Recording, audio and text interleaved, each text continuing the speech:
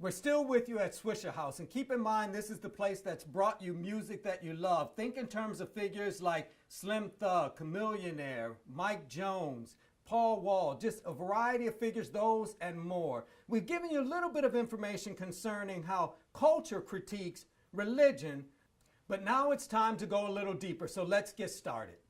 We've talked about the conflict between religious institutions and culture, and I've framed that in terms of morals and ethics and theology, but let's look at it from a different vantage point.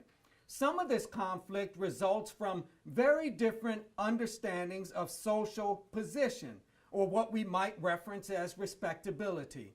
That churches have played by a certain set of rules, have been committed to being respectable in a way that affirms certain aspects of the status quo. They've thought in terms of the traditional family unit. They've talked in terms of traditional ways of being in the world that don't run contrary to the mores and the ethics of the dominant population.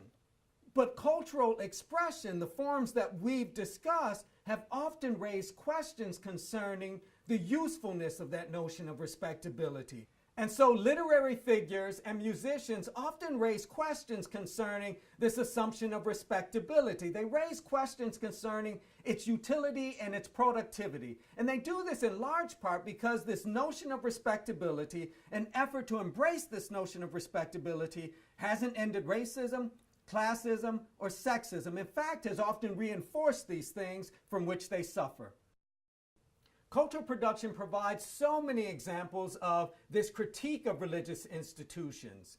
Cultural production also provides models of living over against the ways in which churches and the Nation of Islam would suggest we live. Now let's give a little attention to how religious institutions have often responded to this critique.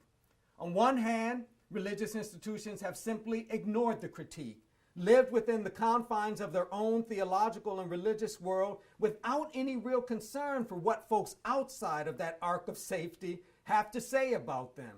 In other instances, these religious institutions have responded to the critique by simply and loudly proclaiming their theology and their particular take on life, safe in the assumption that they have it right, they are going to have heaven, and too bad for the others.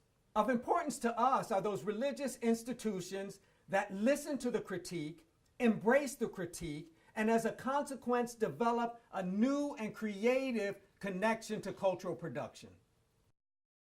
So I hope this additional information has pushed you forward in your understanding of the conflict, the tension between religious organizations and culture.